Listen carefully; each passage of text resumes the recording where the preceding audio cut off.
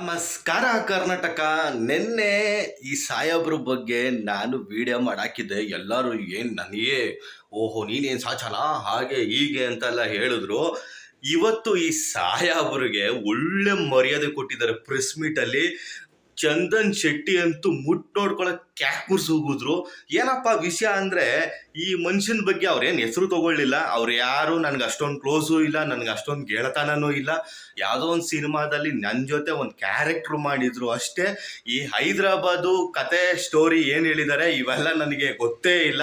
ಇವೆಲ್ಲ ನನ್ನ ಹತ್ರ ಏನು ಹೇಳೇ ಇಲ್ಲ. ಇಷ್ಟೊಂದು ಸುಳ್ಳು ಏನಕ್ಕೆ ಹೇಳ್ತಿದ್ದಾರೆ ಅಂತ ನನಗೂ ಗೊತ್ತಿಲ್ಲ. ಈ ಏರ್ಪೋರ್ಟ್ ಸ್ಟೋರಿ ಆಗಿರ್ಬೋದು. ಮತ್ತೆ ನಾನು ಹೇಳಿದೆ ಯಾವುದೋ ಅಮೇರಿಕಾಗೆ ಹೋಗಿದ್ದು ಚಂದನ್ ಶೆಟ್ಟಿ, ಮತ್ತೆ ಇವ್ರು ಯಾರೋ ಪ್ಯಾರಿಸ್ಗೆ ಹೋಗಿದ್ದು ನಿವೇದಿತಾ, ಏನೇನೋ ಸ್ಟೋರಿ ಬಿಟ್ಟು ಎಂತೆಂತ ನನ್ನ ಮಕ್ಳಿದಾರೆ ನೋಡು ಗುರು.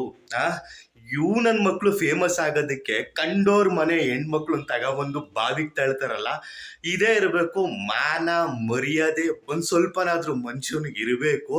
ಈ ವಯ್ಯನ್ಗೆ ಏನೂ ಇಲ್ಲ ಬಿಡುಗರು. ಸುಮ್ಮನೆ ಕತೆ ಬರೀ ಪುಂಗಿನೇ.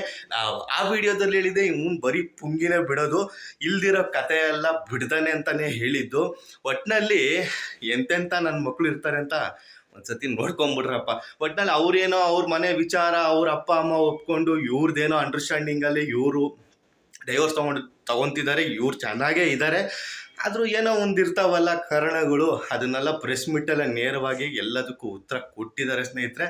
ಒಟ್ಟಿನಲ್ಲಿ ಇವನಿಗಂತೂ ಸರಿಯಾಗಿ ಟಕ್ಕರ್ ಕೊಟ್ಟಿದ್ದಾರೆ, ಸರಿಯಾಗಿ ಹೋಗ್ದಿದ್ದಾರೆ ನಿವೇದಿತಾ ಮತ್ತು ಚಂದನ್ ಶೆಟ್ಟಿ ಅವರು. ಒಟ್ಟಿನಲ್ಲಿ ಇನ್ನೊಂದು ಸತಿ ಬೇರೆಯವ್ರ ಸಂಸಾರದ ಬಗ್ಗೆ ಮಾತಾಡ್ಬೇಕಾದ್ರೆ ಸ್ವಲ್ಪನಾದ್ರೂ ಯೋಚನೆ ಮಾಡಬೇಕು. ಹೆಂಗಂದ್ರೆ ಹಂಗೆ ಮಾತಾಡೋದಲ್ಲ, ಒಂಚೂರು ಮಾತಾಡೋದು ಕಲಿಬೇಕು. ಈ ಪುಂಗಿರಾಜನ್ಗೆ ಎಷ್ಟು ಹೇಳಿದ್ರು ಅಷ್ಟೇ. ಒಟ್ಟಿನಲ್ಲಿ ಮಾಂಜ ಬಿತ್ತುಗುರು. ಮತ್ತು ಸ್ನೇಹಿತರೆ, ಈ ವಯ್ಯನ ಬಗ್ಗೆ ನೀವೇನಾದರೂ ಹೇಳಬೇಕು ಅಂದರೆ ಕಮೆಂಟ್ ಬಾಕ್ಸಲ್ಲಿ ತಿಳಿಸಿ. ಹಾಗೆ ನನ್ನ ಚಾನಲ್ನ ಯಾರ್ಯಾರು ಸಬ್ಸ್ಕ್ರೈಬ್ ಮಾಡ್ಕೊಂಡಿಲ್ವೋ ಸಬ್ಸ್ಕ್ರೈಬ್ ಮಾಡ್ಕೊಳ್ಳಿ, ಸಪೋರ್ಟ್ ಮಾಡಿ. ನಮಸ್ಕಾರ.